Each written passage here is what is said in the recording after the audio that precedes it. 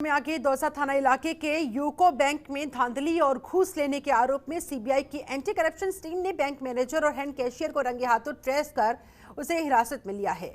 देर रात तक आरोपित बैंक मैनेजर से टीम पूछताछ करती रही। बैंक मैनेजर रामचंद्र मीणा पर आरोप है कि उन्होंने केसीसी का लोन पास करने की एवज में रिश्वत के तौर पर 5,000 रुपए मांगे थे। एसीबी निरीक्षक कप्तान सिंह के नेतृत्व में एंटी करप्शन की टीम ने छापेमार कार्रवाई की है और बैंक मैनेजर से लगातार पूछताछ की जा रही है।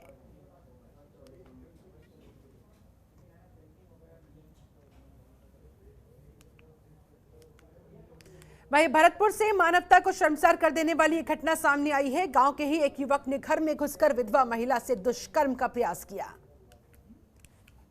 जिसके बाद पुलिस ने आरोपी के खिलाफ शिकायत दर्ज करवाई, लेकिन तब तक काफी घर वालों की तरफ से रोष भी व्यक्त किया गया। दरअसल अब तक भी पुलिस की तरफ से कोई कार्रवाई नहीं की गई है, जिस वजह से परिजनों में आक्रोश का माहौल है। पीड़िता न्याय के लिए थाने के चक्कर काट रही है, लेकिन उसे इंसाफ नहीं मिल पा रहा। वहीं दूसरी तरफ ग्राम पंचायत ने महिला को गांव से बहिष्कार भी कर दिया है। बता दें कि पति की मौत के बाद पीड़िता मजदूरी करके किसी तरह से अपने 2 बच्चों का पालन पोषण करती आ रही थी, लेकिन अब इस विधवा महिला के साथ दुष्कर्म की कोशिश के बाद ये इंसाफ की गुहार लगा रही है। इंसाफ के लिए बकायदा थाने के चक्कर काट रही है। 83 नंबर 2021 का मुकदमा है रुदावत। इसके संबंध में जो ये जानकारी प्राप्त करना चाहते हैं, तो एक ही महिला पहले हमसे मिली थी, तो उसी समय पर एससीओ बयाना को पाबंद कर दिया गया था कि वो स्वयं जाकर मौके पर जाकर और कार्रवाई ठीक हो रही है नहीं हो रही है ये चीज़ सुनिश्चित करेंगे। उसके बाद से सीओ साहब 2 बार गए भी हैं, लेकिन महिला जो है वो ना तो वहाँ पर उपस्थित है ना ही कार्यालय पर उपस्थित है, जिसकी वजह से अब तक जो मौके की तस्दीक है वो नहीं हो पाई है। तो अगर आपको मिलती है तो आप भी उनको कहिएगा कि सीओ बयाना से संपर्क करें और जल्दी से जल्दी कार्रवाई सुनिश्चित हो। जहां पूरा देश इस समय कोरोना महामारी से जूझ रहा है, वहीं मुख्यमंत्री अशोक गहलोत ने कोरोना गाइडलाइंस का पालन करने के लिए सख्त निर्देश दिए हैं। पालन करें और करवाए भी, जिसके चलते आज दौसा जिला कलेक्टर पीयूष समारिया ने जिला अस्पताल का निरीक्षण किया। इस दौरान वो काफी नाराज भी नजर आए। दरअसल उन्होंने प्रमुख चिकित्सा अधिकारी को कोरोना की गाइडलाइंस का सख्ती के साथ पालन कराने का निर्देश वहां पर दिया और जो कुछ कमी पेशी वहां पर अस्पताल में नजर आई, इसके मद्देनजर उन्होंने अपनी नाराजगी भी व्यक्त की। जिला अस्पताल का निरीक्षण करने के लिए वो वहां पर पहुंचे थे। कलेक्टर ने प्रमुख चिकित्सा अधिकारी को इसके मद्देनजर जरूरी दिशा निर्देश भी दिए। क्या कहने पाए थे? जैसे आपको अवगत है कि केसेस का संक्रमण बढ़ रहा है और काफ़ी एक गंभीरता का विषय है। सीएम साहब ने भी पूरे राज्य स्तर पर एक वीसी के माध्यम से सबके एक बार इसमें रिव्यू किया है और इसी की चलते कि फ्यूचर में अगर इंस्टीट्यूशनल क्वारंटाइन की जो आवश्यकता पड़ेगी, सिम्टोमेटिक एंड एसिम्टोमेटिक, उनको कहाँ पे कैसे इंस्टीट्यूशनल क्वारंटाइन किया जाएगा, पूरे हॉस्पिटल में कितना हमारे बेड्स हैं, कितनी अवेलेबिलिटी है, उसका एक आकलन लेने के लिए ये विजिट की गई है। और इसमें साथ में आईसीयू वार्ड में भी जितने भी हमारे वेंटिलेटर्स हैं, जो चर्चा का विषय था, उसके बारे में भी एक बार है ना असेसमेंट किया है। तो टोटल कुल 29 वेंटिलेटर्स पाए गए हैं और 5 बाईपैप मशीन्स हैं जो भी वर्किंग है अलग अलग सर्जिकल वार्ड्स में। उधर विश्व टेबल टेनिस दिवस के मौके पर आज पूरे विश्व में कई आयोजन किए गए। विश्व में सबसे ज्यादा देशों और सबसे ज्यादा खिलाड़ियों द्वारा खेले जाने वाले इस खेल को लेकर Rajasthan veteran table tennis committee की ओर से आयोजित किया गया। राजधानी जयपुर के स्टैच्यू सर्किल पर आयोजित इस कार्यक्रम में मुख्य अतिथि के रूप में मंत्री प्रताप सिंह खाचरियावास ने शिरकत की।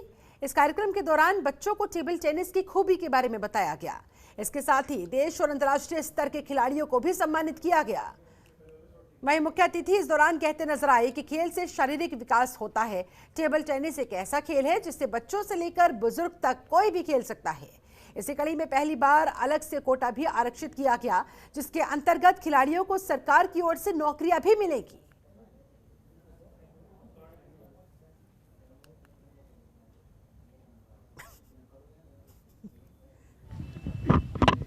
आज वर्ल्ड टेबल टेनिस डे है और आयोजकों ने बहुत बड़ा काम किया है। जयपुर की सबसे मशहूर जगह है स्टैच्यू सर्किल पर, सवाई जय सिंह सर्किल पर, यहाँ वर्ल्ड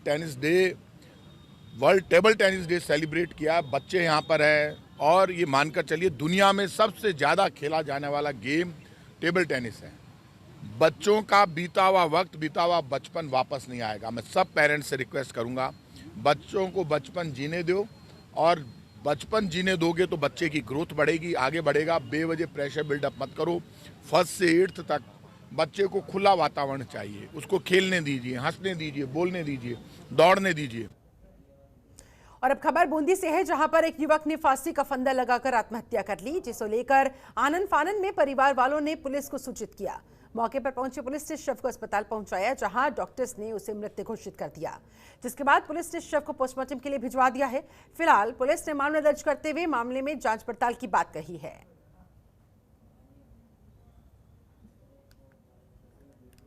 10 बजे के आसपास टेलीफोन से सूचना मिली कि BSNL टेलीफोन एक्सचेंज के पास वाली गली में किराए से एक लड़का रहता है, जिसने छत के पंखे से लटक कर फांसी लगा ली। वो सूचना पर वहाँ पहुँचे, उसके परिवारजन, उसका भाई भी वहाँ आ गया और वहाँ जाकर देखा तो छत के पंखे से एक लटका हुआ था, जिसका नाम अनिल यादव सन ऑफ कन्हैयालाल निवासी फतेहपुर जिला बारा करने वाला है, जो यहाँ पुताई का काम करता है।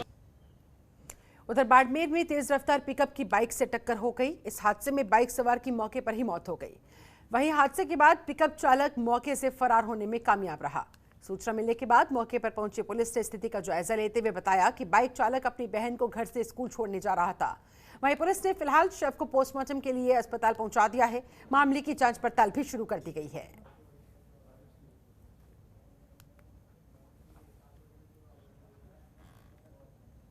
खबर अलवर से, जहां PNB बैंक में लूट का मामला सामने आया, जहां 2 लुटेरों ने पैसा जमा कराने आए एक व्यक्ति के थैले से 33,000 रुपए चुरा लिए और वहां से फरार हो गए।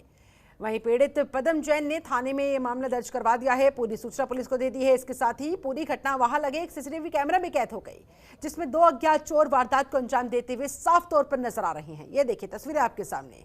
पुलिस ने मामला दर्ज कर लिया है, आरोपियों की तलाश शुरू कर दी है। इस CCTV फुटेज के आधार पर इन आरोपियों तक पहुंचने की कोशिश में पुलिस जुटी हुई है।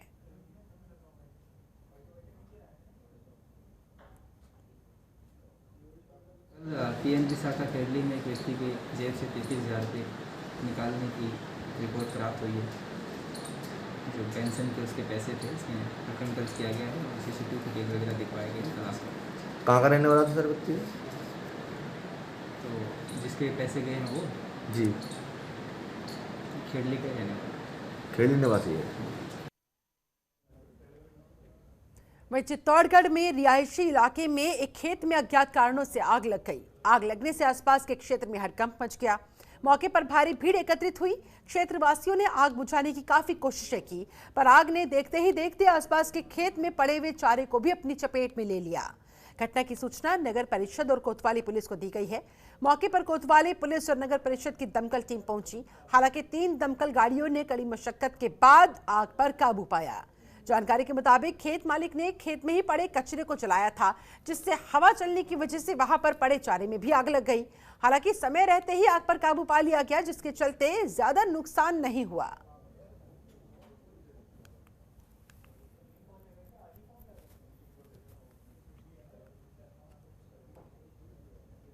वहीं श्रीगंगानगर राजस्थान बॉर्डर में गंग नहर नेशनल हाईवे पर राजस्थान और पंजाब के पूर्व और वर्तमान मुख्यमंत्रियों और भारत के प्रधानमंत्री का पुतला जलाया गया, क्योंकि राजस्थान की नहरों में आ रहा जहरीला केमिकल युक्त पानी सरकारों की नाकामी की वजह से है। सरकारों ने कभी भी सतलुज और व्यास नदी में पंजाब के औद्योगिक शहरों और सीवरेज का पानी रोकने की कोशिश नहीं की। आए दिन करोड़ों लोग इस पानी को पीकर कैंसर, काला पीलिया और चर्म रोगों से ग्रसित हो रहे हैं, लेकिन सरकार को माने कोई परवाह ही नहीं। वहीं करोड़ों की संख्या में जीव जंतु भी इस पानी को पीकर बीमारियों का शिकार हो रहे हैं, पर्यावरण को भयंकर नुकसान पहुंचा रही है। इसे लेकर आमजन में सरकारों के प्रति रोष है, जिससे इसी चर्चा को लेकर बीजेपी और कांग्रेस सरकार के पुतले जलाते हुए यहां के लोगों ने अपना गुस्सा प्रकट किया।